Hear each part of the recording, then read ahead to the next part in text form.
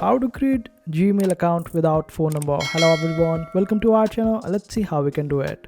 For this, just simply search for Google Cloud Skills Boost on your browser and open up the very first link that you will see in the search results. Simply open it up.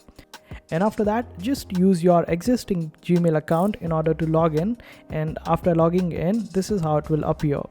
Now just simply dismiss it and open up the option of Explore and wait for it to load. Here you need to just scroll down, and in the option of Format, here you just have to click on this option of Lab, and then the page will reload on its own.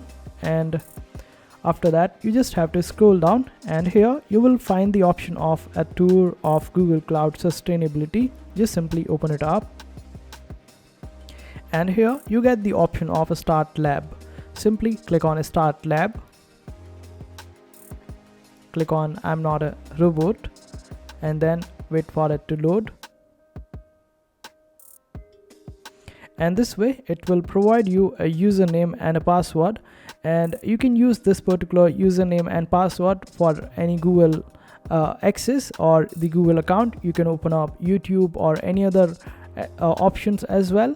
This way it will last forever, and this is how you create a Google account without phone number.